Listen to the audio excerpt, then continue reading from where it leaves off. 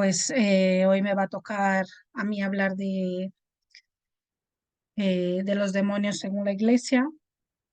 Estuvo la clase anterior eh, Sara, que nos hablaba del origen de, de los demonios, de esta teoría, ¿no? De lo bueno y lo malo, y en, en nuestro planeta y en nuestras culturas desde el principio, ¿no? Y a mí me ha tocado hoy hablar de los demonios según la Iglesia, pero una primera parte, porque luego la semana que viene también os va a hablar Jesús sobre los demonios según la Iglesia. A mí me va a tocar hablar el concepto del demonio según la Iglesia, cómo se forma esa imagen de Satanás según la Iglesia católica. Y más adelante, cuando le toque a Jesús la semana que viene, Él nos va a hablar de dónde viven los demonios, qué haceres tienen y qué suelen hacer de su vida. Así que hoy me toca simplemente acotar ese concepto desde la Iglesia Católica. He colocado durante las diapositivas algunos cuadros conocidos respecto de los demonios y del infierno, porque sabemos que la iglesia fue una gran mecenas, ¿no? Del arte, y por ello hay muchísima, eh,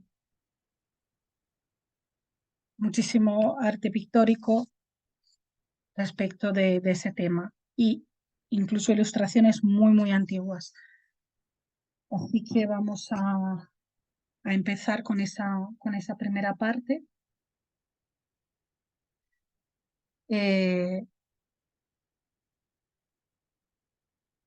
bueno, el Catecismo de la Iglesia Católica nos viene a decir que el satanismo es una idolatría, y nos dice que es una idolatría porque de algún modo lo que hace es divinizar y poner en el lugar de Dios lo que no es Dios, sino una criatura que la propia Iglesia dice que tiene un carácter personal. Nos dicen que fue creado o creada, ¿no? El Satán, el diablo, como queramos llamar, o los demonios, fueron creados originalmente buenos y se fueron pervirtiendo para ejercer un poder maligno sobre el hombre, pero que ese poder ha estado siempre limitado por el poder supremo de Dios, y que Dios es lo único que nos puede salvar del demonio, y que por eso nos mandó a Cristo. Entonces queda así colocada la cosa, eh, que actualmente en la Iglesia se sigue diciendo que el diablo, uy, perdón, que el diablo y los demonios existen, que son seres pues creados de carácter personal y que pueden ejercer una influencia negativa sobre los seres humanos, y que, como habíamos dicho anteriormente, este poder, esa influencia, ¿no?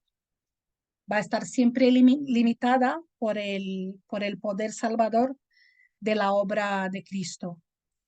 El catecismo va a dedicar bastante espacio y lugar a hablar de ese Satán, ¿no? de ese demonio, de Lucifer, y, y lo va a hablar en muchos sitios, ¿no? Eh, el Concilio Vaticano II lo nombra 17 veces. eh, el prefecto de la Congregación para la Doctrina de la Fe, el propio cardenal Ratzinger afirma claramente la existencia del diablo, y parte de unas declaraciones de un papa anterior, que fue Pablo VI, que decía que el diablo era un ser vivo y no era algo meramente simbólico. Según la Iglesia, Satán es el jefe, es el rey de los demonios, no es una personificación alegórica del mal, sino es un ser real que practica exclusivamente el mal. Nos dice el cardenal Ratzinger que, digan lo que digan los teólogos superficiales, el diablo es para la fe cristiana una presencia misteriosa pero real, no meramente simbólica, sino personal. Y es una realidad poderosa, una maléfica libertad sobrehumana opuesta a la de Dios. Pero no es otro Dios. Unidos a Jesús, podemos estar ciertos de vencerlo. La Iglesia, en realidad, cuando hacemos esta pregunta, ¿no?, si el diablo es una persona, según la Congregación para la Doctrina de la Fe, en el año 75 emitió un documento en el que decía que la existencia de Satanás y de los demonios no ha sido nunca objeto de una declaración dogmática, y que ello se debe a que les parecía superfluo hacer cualquier afirmación a este respecto, dado que se trata de un elemento para ellos evidente. Y nos dicen que para la fe constante y universal de la Iglesia, basada sobre su principal fuente, la enseñanza de Cristo, y sobre la liturgia, expresión concreta de la fe vivida, que ha insistido siempre en la existencia de los demonios y en la amenaza que estos constituyen. Entonces nos dice el cielo y el infierno, nos va a hablar un poco de lo mismo, ¿no? En este punto. Y nos va a decir lo mismo, que según la Iglesia, Satán es el jefe y el rey de los demonios, que no es una personificación alegórica del mal, sino que es un ser que practica exclusivamente el mal, en tanto que Dios practica exclusivamente el bien. Tomémoslo, pues, tal como lo representan. Y es ahí donde nos va a decir, nos va a explicar Kardec esa doctrina de los demonios según la Iglesia, ¿no? Entonces nos dice Satán, y nos pone la pregunta: ¿existe eternamente como Dios o es posterior a él? Porque si existe eternamente, es increado, por lo tanto, es igual a Dios. En este caso, Dios dejaría de ser único, pues hay un Dios del bien y un Dios del mal. Y si pensamos que Satán es posterior a él, pues en ese caso se trataría de una criatura de Dios. Y dado que Satán solo practica el mal y que es incapaz de hacer el bien y de arrepentirse, Dios creó un ser destinado perpetuamente al mal. Si bien el mal no es obra de Dios, sino de una de sus criaturas predestinadas a hacerlo, Dios no deja de ser el primer autor, y en cuyo caso no sería infinitamente bueno. Lo mismo se aplica a todos los seres malos denominados demonios. Entonces ahí nos va a poner esa pregunta, estas preguntas, ¿no? Respecto del origen de Satán, ¿no? Con unas deducciones que nos llevan a ver, pues eso, ¿no? Si existe eternamente como Dios, pues existe, no fue creado por Dios. Entonces, si es increado, pues hay dos dioses, uno del bien y otro del mal. Si no es así, si fue o si es una criatura de Dios, pues Dios trajo un ser que no es perfectible, como nos enseña el Evangelio, ¿no? Que no es perfectible y que no es imperfecto, es malvado. Entonces ahí nos deja ese pozo, ¿no? Y más adelante lo que nos va a hacer el Evangelio es, uy, perdón, el Evangelio, el cielo y el infierno, es ponernos unas objeciones a estas premisas, ¿no? Que nos hemos dejado aquí, ¿no? Estas preguntas. Y vamos a hacer como unas objeciones, una refutación de eso, ¿no? Yo he traído aquí también cómo el cristianismo moldeó la figura de Satanás, ¿no? Os pongo aquí este grabado, que es la lucha del arcángel Miguel contra los ángeles rebeldes. Está en un manuscrito, que es una versión del Apocalipsis, eh, que fue hecho probablemente entre los años 800 y 825. Y en esta versión de este libro bíblico del Apocalipsis, pues está en la biblioteca voy a decir cómo suena, Treveris de Alemania.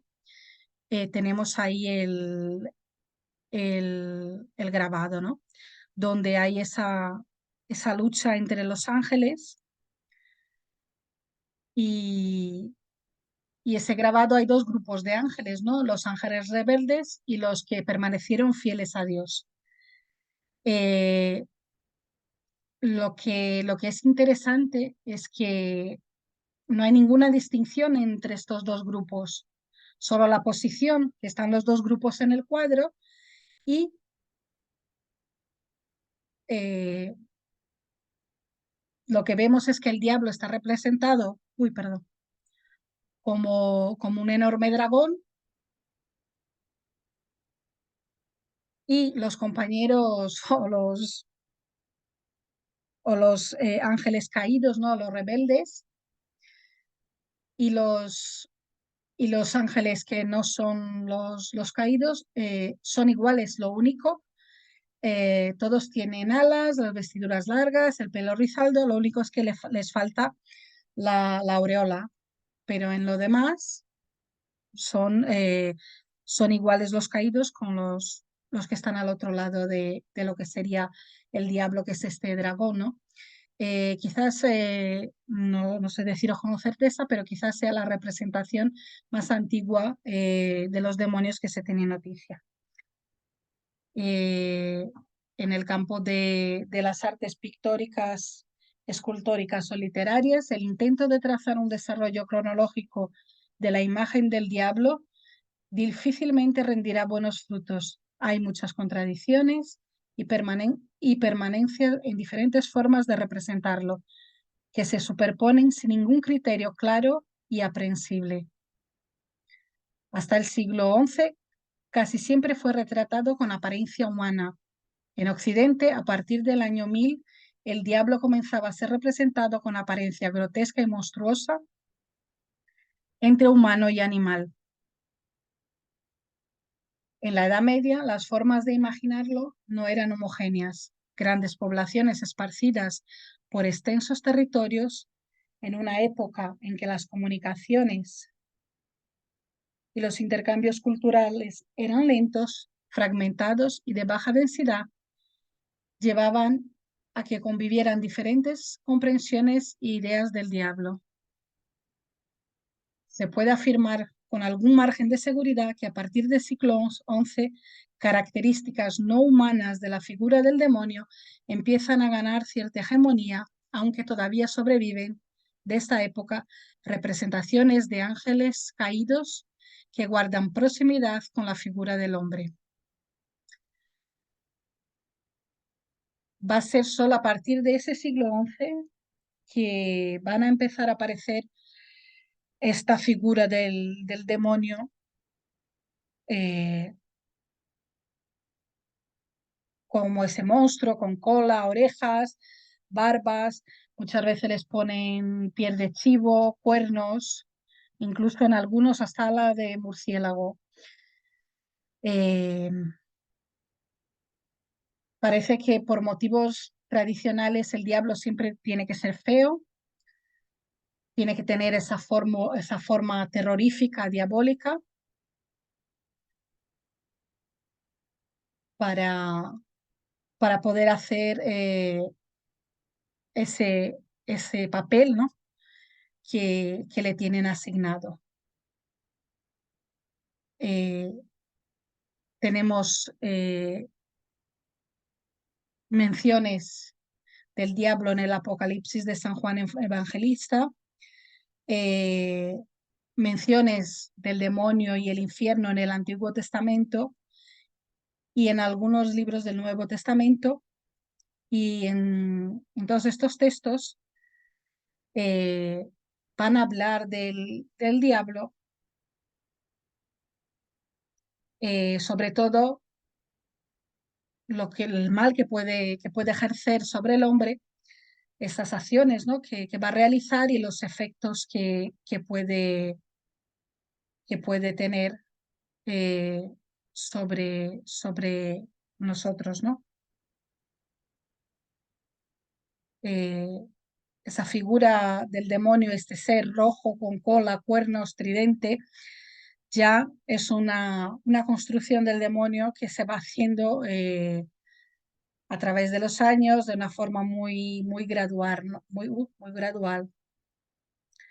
Eh, También lo que se va a hacer, y es a partir del siglo XI, cuando empieza ese proceso de sistematización dogmática de la figura del diablo, porque lo que se intenta con ello es reunir, hacer una síntesis, tanto la teología como las representaciones del diablo que hay en el imaginario del pueblo, y, y a la vez ir al auxilio de las necesidades políticas en un mundo medieval que empieza a caerse, ¿no?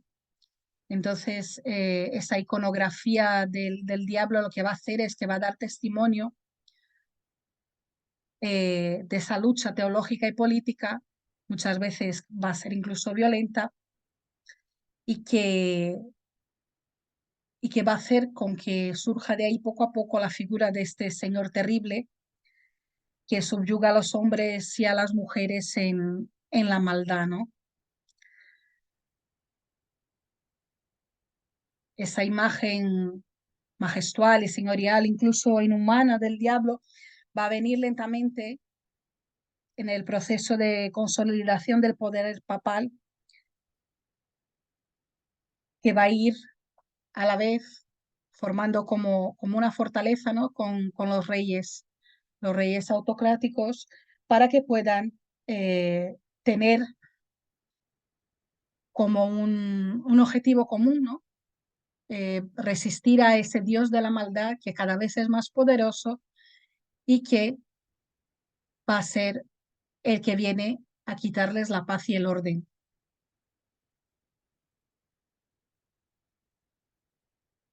Entonces, el hambre, las pestes, el desmoronamiento del sistema feudal, pues han conseguido que el diablo pues asumiera estas características inhumanas y que se hiciera cargo de un poco de estos destrozos para para conseguir ese frente común entre la Iglesia y los reyes.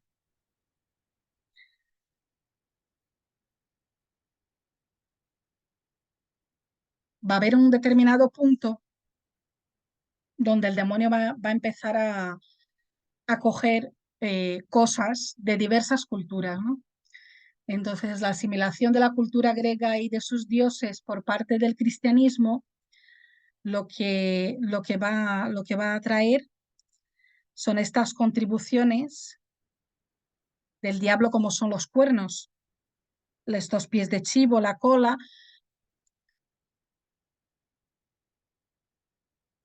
características del dios Pan. La llegada del cristianismo a los países celtas en el norte de Europa contribuyó a reforzar esta imagen parecida al del dios Cernunnos,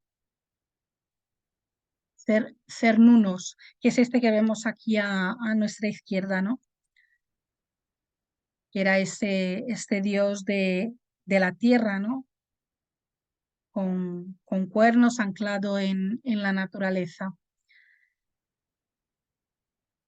El choque de culturas, en este caso de religiones, los símbolos de otras religiones, eh, son considerados siempre para la iglesia algo malo y malévolo. Así que Satanás fue adquiriendo estos accesorios de estas religiones o, o de estas culturas en las que la iglesia estaba combatiendo, ¿no? Y el cristianismo, para combatir la religión griega y romana, le agrega cuernos al diablo por el dios Pan, que es una figura representada como medio hombre, medio cabra, que seduce a los jóvenes, y le da un tridente para combatir a Poseidón, el dios griego de los mares, o para los romanos, Neptuno.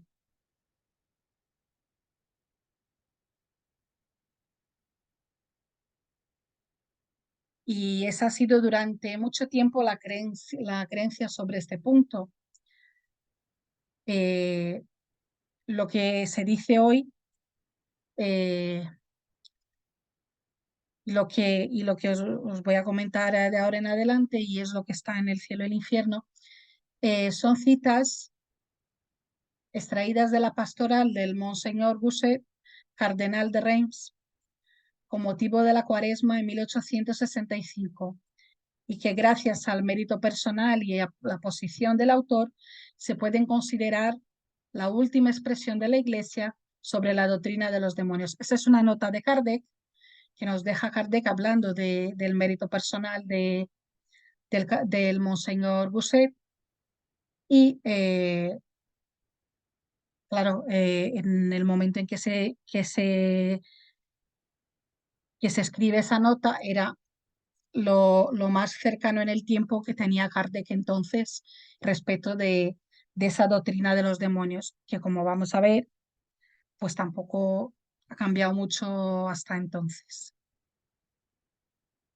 Entonces, lo que nos va a decir es eh, que Dios, que es bondad y santidad por excelencia, no los creó malvados y dañinos. Su mano paternal, que se complace en esparcir sobre todas sus obras un reflejo de sus infinitas perfecciones, los había colmado de magníficos dones. Las cualidades sobresalientes de su naturaleza, Dios añadió la magnificencia de su gracia. En todo los hizo iguales a los espíritus sublimes que se encuentran en la gloria y la felicidad. Subdivididos en los diversos órdenes y ocupando todas las categorías, ellos tenían el mismo fin e idéntico destino que aquellos. Su jefe fue el más hermoso de los ángeles. Ellos habrían podido por sí mismos obtener el mérito de que se confirmara para siempre en la justicia y que se los admitiera en el goce eterno de la bienaventuranza de los cielos. Este último favor que debía ser el complemento de todos los demás, consistía el premio a su docilidad. Pero se volvieron indignos de él, lo perdieron mediante una insurrección audaz e insensata. ¿Cuál fue el escollo a su perseverancia? ¿Qué verdad no reconocieron? ¿Qué acto de fe y de adoración le negaron a Dios?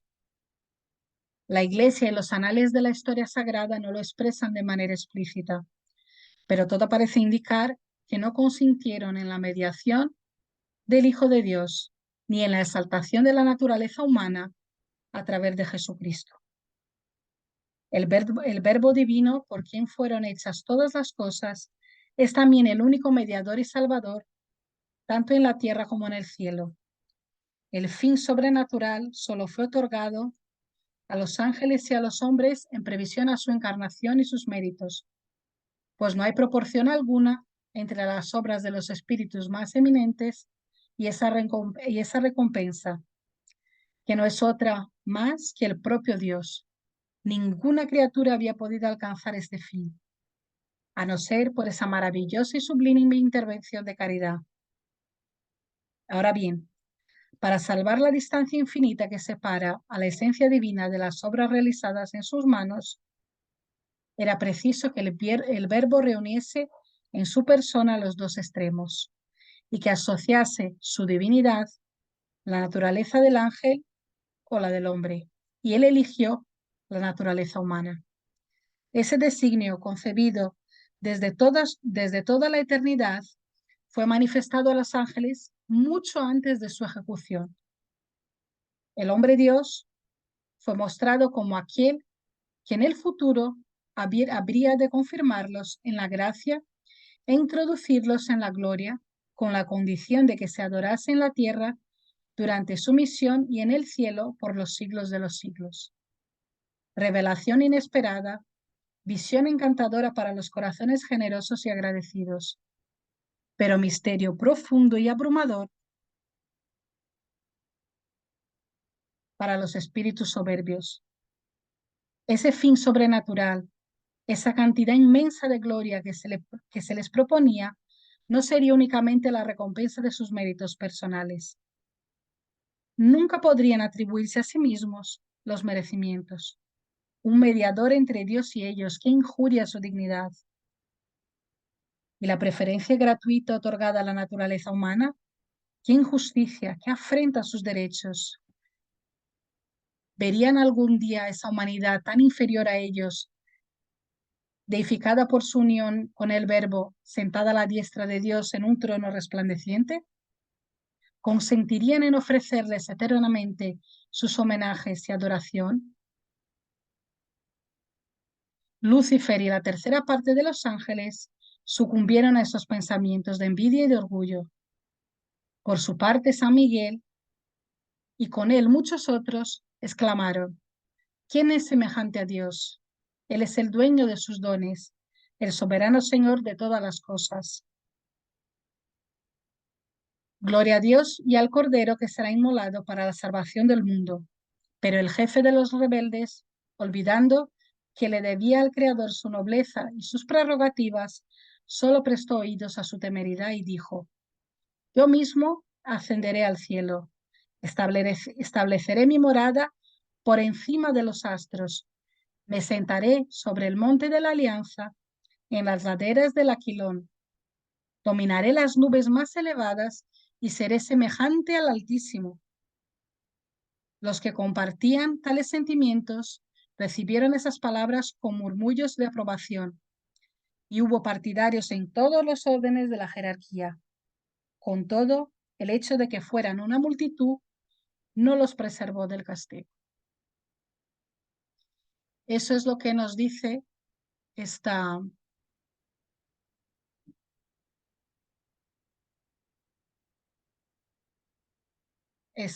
cita, ¿no?, de esta pastoral del Monseñor Gusset en 1865, de cómo, eh, de cómo surgieron los demonios, ¿no?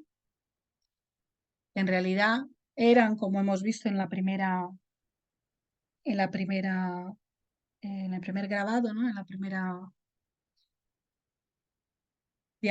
tercera, creo que era diapositiva. Voy a volver a ella para que lo veamos. Eran ángeles caídos, aquí tenemos a San Miguel y aquí a Lucifer y los que se supone que estaban a favor de él, ¿no? Y de sus ideas. Y dicen y como nos dice aquí Lucifer, era el más bello y el más virtuoso de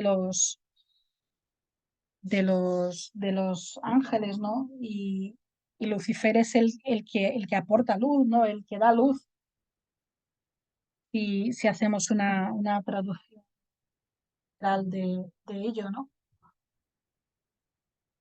Y esa teoría de que los ángeles discutieron por la venida del Cristo, o por como, como nos quieren decir, ¿no? Con ese hombre Dios que baja a la tierra y que ese fue el motivo de la discordia entre unos ángeles y otros ángeles. Y que bueno, en que en realidad fueron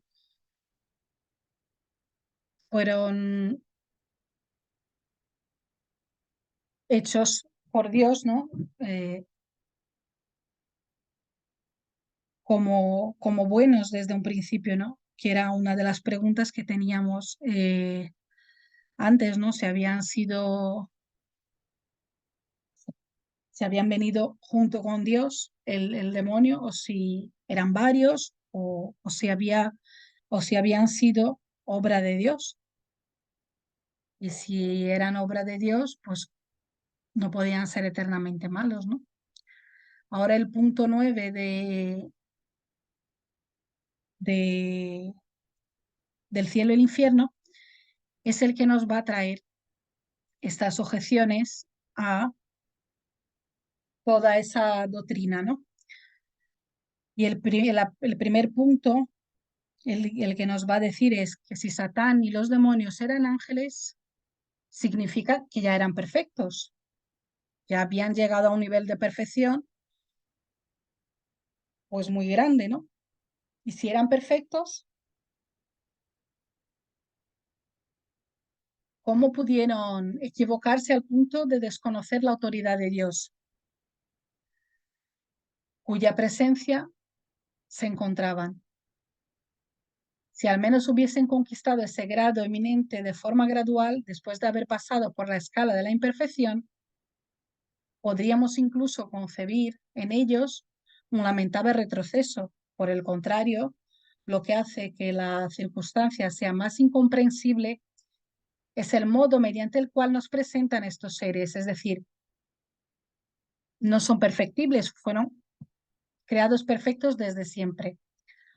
La consecuencia de esa teoría es la siguiente. Dios quiso crear seres perfectos, ya que los había favorecido con todos los dones, pero se equivocó. Por consiguiente, según la Iglesia, Dios no es infalible. Y entonces ahí nos va a remitir el cielo y el infierno a la Génesis, y nos dice que esta doctrina monstruosa es confirmada por Moisés, cuando afirma que Dios se arrepintió de haber hecho al hombre en la tierra y dolido hasta el fondo del corazón dijo: exterminaré de la faz de la tierra al hombre que he creado, exterminaré todo desde el hombre hasta los animales, desde los que se arrastran sobre la tierra hasta los pájaros del cielo, porque me arrepiento de haberlos hecho. Ahora bien, un Dios que se arrepiente de lo que ha hecho no es perfecto ni infalible, por consiguiente no es Dios. Y estas son las palabras que la Iglesia proclama como santas verdades. Tampoco se entiende que podría haber en común entre los animales y la perversidad de los hombres para que aquellos también mereciesen el exterminio. Esa es una nota de Kardec. Y luego la segunda objeción nos dice que dado que ni la Iglesia ni los anales de la historia sagrada explican la causa de la rebelión de los ángeles contra Dios y se limitan a decir que esa rebelión parece fundarse en la negativa a reconocer la futura misión de Cristo, nos preguntamos, ¿qué valor puede tener la descripción tan precisa y detallada de la escena que tuvo lugar en esa ocasión? ¿A qué fuente recurrieron para extraer con precisión las palabras que fueron pronunciadas y hasta los simples murmullos? Se presentan dos opciones. ¿La escena es real o no lo es? Si fuera real, ya no habría incertidumbre. ¿Por qué entonces la Iglesia no resuelve la cuestión? Pero si la Iglesia y la historia guardan silencio y si la causa apenas parece cierta, eso se debe a que no es más que una suposición, en cuyo caso la escena descrita es fruto de la imaginación. Y entonces Kardec nos remite a Isaías 14:11, que nos dice: tu orgullo fue precipitado en los infiernos, tu cuerpo muerto cayó al suelo, tu lecho exhalará pestilencia y tus vestiduras se cubrirán de gusanos. ¿Cómo caíste del cielo, Lucifer, tú que parecías tan brillante al despuntar el día? ¿Cómo fuiste arrojado sobre la tierra, tú que herías a las naciones, que decías en tu corazón, subiré al cielo, instalaré mi trono por encima de los astros de Dios, sobre el monte de la alianza, en las laderas del Aquilón, me sentaré encima de las nubes y seré igual que el Altísimo? Y sin embargo, has sido precipitado desde la gloria al infierno, hasta el más profundo de los abismos.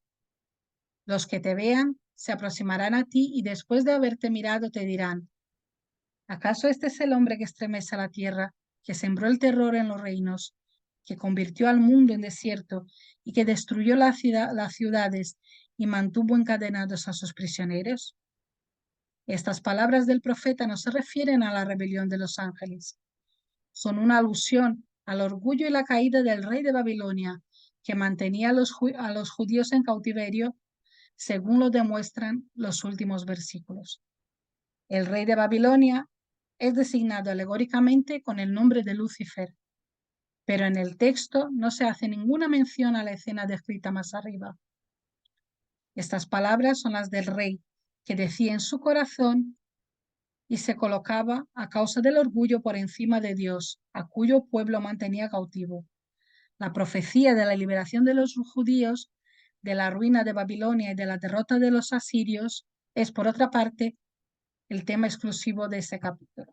Eso nos dice, es una nota de Allan Kardec, que dice que estas palabras de Isaías han sido tergiversadas más adelante para hacer alusión a Lucifer como el demonio, cuando en realidad estaban siendo utilizadas en referencia al rey de Babilonia.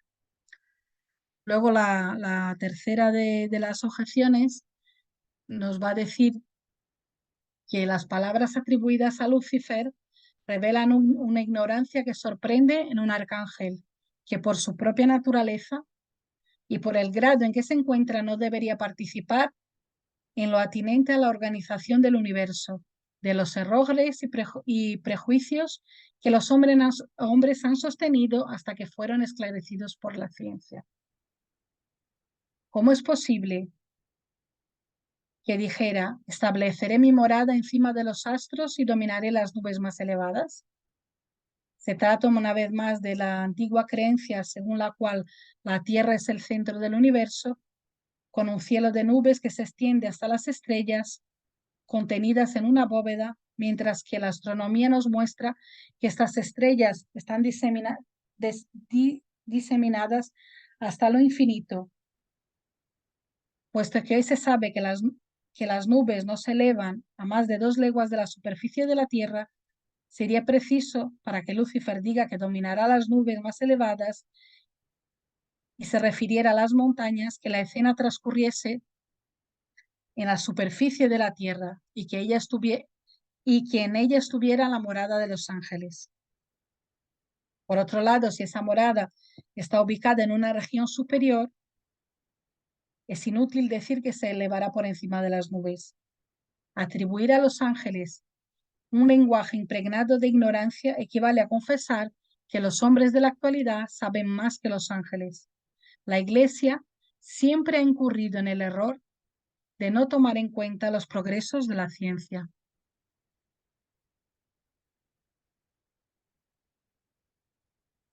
Ahora, en el ítem de 10 nos va a poner la respuesta a la primera objeción y nos va a poner este pasaje eh, como respuesta, ¿no? La primera objeción es que si Satán y los demonios eran ángeles, significa que eran perfectos, y si eran perfectos, como pudieron equivocarse a punto de desconocer la autoridad de Dios, ¿no? Y nos dice, la escritura y la tradición denominan cielo al lugar en que los ángeles habían sido colocados en el momento de su creación. Pero ese no era el cielo de los cielos, el cielo de la visión beatificada, donde Dios se muestra cara a cara con sus elegidos y donde éstos lo contemplan claramente y sin ningún esfuerzo, porque allí no existe el peligro ni la posibilidad de pecar. La tentación y la duda no se conocen. La justicia, la alegría y la paz reinan imperturbables. La santidad y la gloria son imperecederas. Se trataba, por lo tanto, de otra región celestial, una esfera luminosa y afortunada donde estas nobles criaturas, ampliamente favorecidas por comunicaciones divinas, deberían recibirlas y adherir a ellas con la humildad de la fe antes de que fueran admitidas para apreciar claramente la realidad en la esencia misma de Dios.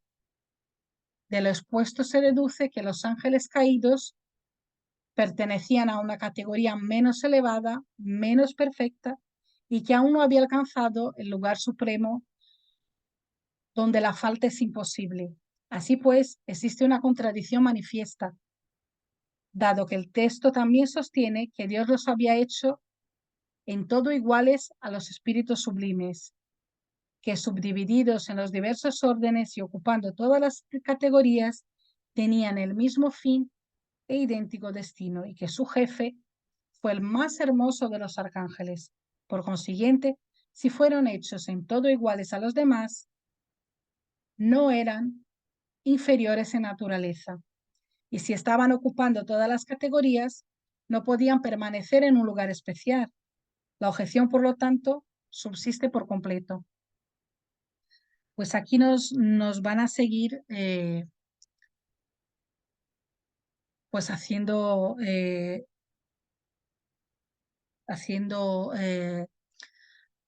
haciéndonos razonar sobre todas esas contradicciones, ¿no?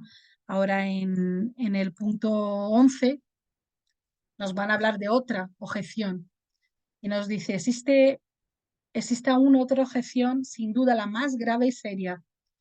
Dice la Iglesia, ese designio, la mediación de Cristo se refiere, concebido desde toda la eternidad, fue manifestado a los ángeles mucho antes de su ejecución. Dios sabía, pues, desde toda la eternidad, que los ángeles, al igual que los hombres, tendrían necesidad de esa mediación. Sabía o no sabía además que algunos de los ángeles fracasarían, que esa caída les acarrearía la eterna condenación sin esperanza de retorno. Que estarían destinados a tentar a los hombres, y que los hombres que se dejaran seducir correrían la misma suerte. Si lo sabía, entonces Dios creó a estos ángeles con conocimiento de causa, para que se perdieran irrevocablemente, así como la mayor parte del género humano. Por más que se intente con semejante previsión, es imposible conciliar la creación de estos seres con la soberana bondad de Dios. Por otro lado, si Dios no lo sabía, entonces no era todopoderoso. Tanto en uno como en otro caso, nos encontramos ante la negación de dos atributos, sin cuya plenitud Dios no sería Dios. El punto 12 nos va a hablar de la falibilidad de los ángeles. Si admitimos la falibilidad de los ángeles, así como la falibilidad de los hombres, el castigo va a ser una consecuencia natural y justa de la falta que hayan cometido. Sin embargo, si admitimos al mismo tiempo la posibilidad del rescate, del retorno al bien, la recuperación de la gracia tras el arrepentimiento y la expiación, entonces no habrá nada que desmienta la bondad de Dios. De hecho, él sabía que fallarían, que serían castigados, pero sabía también que ese castigo temporal sería un medio de hacerles comprender su falta, lo que se revertiría en beneficio de ellos mismos. Así se cumplirían las palabras del profeta Ezequiel. Dios no quiere la muerte del pecador, sino su salvación. ¿Acaso deseo la muerte del limpio? Dijo Dios al Señor. No deseo más bien que se convierta y que se aparte del camino del mal y que viva. Ezequiel 18, 1-5. Decidles estas palabras: por mi vida, dice Dios el Señor, que yo no quiero la muerte del limpio, sino que se convierta y que deje su mala vida y viva.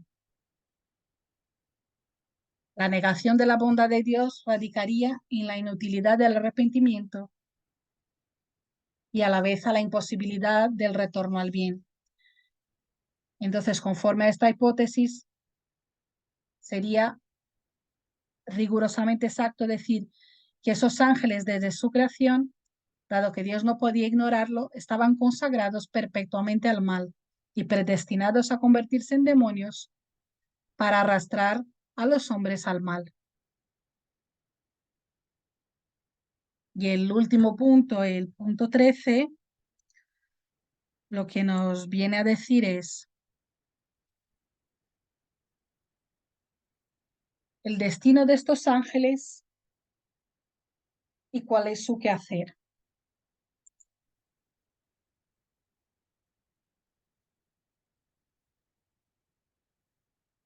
Tan pronto como se manifestó la rebelión del lenguaje de los espíritus, en el impulso de sus pensamientos fueron expulsados irrevocablemente de la ciudad celestial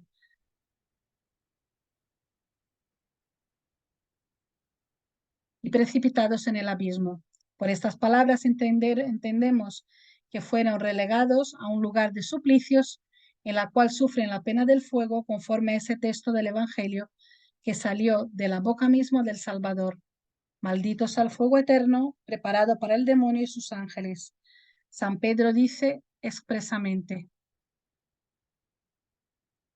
que Dios los sometió a las cadenas y las torturas del infierno, pero han de estar allí perpetuamente, pues solo cuando llegue el fin del mundo serán encerrados para siempre junto con los réprobos. En la actualidad, Dios aún permite que ocupen un lugar en esta creación a la que pertenecen en el orden de cosas atenientes a su existencia, en las relaciones que debían tener con el hombre y de las cuales hacen más pernicioso abuso.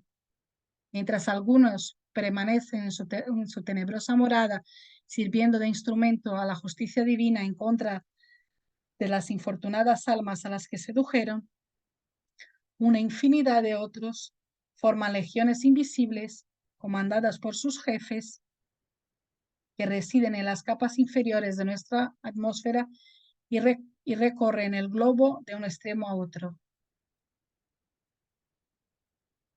Se entrometen en todo lo que aquí ocurre y con frecuencia toman una parte muy activa. Aquí nos remite Kardec al capítulo 4 que ya hemos visto respecto del infierno para saber un poco qué es de esa vida allí, ¿no? Y por último, eh, la Sagrada Congregación de la Doctrina de la Fe ha encargado la preparación de un estudio que hable de la fe cristiana y la demonología. Entonces, voy a abreviar porque me he comido todo el tiempo. Nos habla de lo que se habla en los escritos paulinos y en el testimonio personal de Jesús respecto del demonio, ¿no? Y dice que Pablo no identifica el pecado con Satanás. En efecto, el pecado, él ve ante todo lo que este último es esencialmente un acto personal de los hombres y también el estado de culpabilidad y de ceguera en el que Satanás trata efectivamente de meterlos y mantenerlos. De esta manera, Pablo distingue bien a Satanás del pecado y respecto de Jesús dice que sin poner nunca a Satanás en el centro de su evangelio, Jesús habló de él solo en momentos evidentes y cruciales y con declaraciones importantes. En primer lugar, inició su ministerio público aceptando ser tentado por el diablo en el desierto. La narración de Marcos, precisamente a causa de su sobriedad, es tan decisiva como la de Mateo y la de Lucas. Y termino con una entrevista al Papa Francisco, ahora el 13 de diciembre del 17, que nos da unas pinceladas respecto del diablo. Dice que no es una cosa difusa, es una persona. Esta entrevista está en internet por si la queréis ver íntegramente.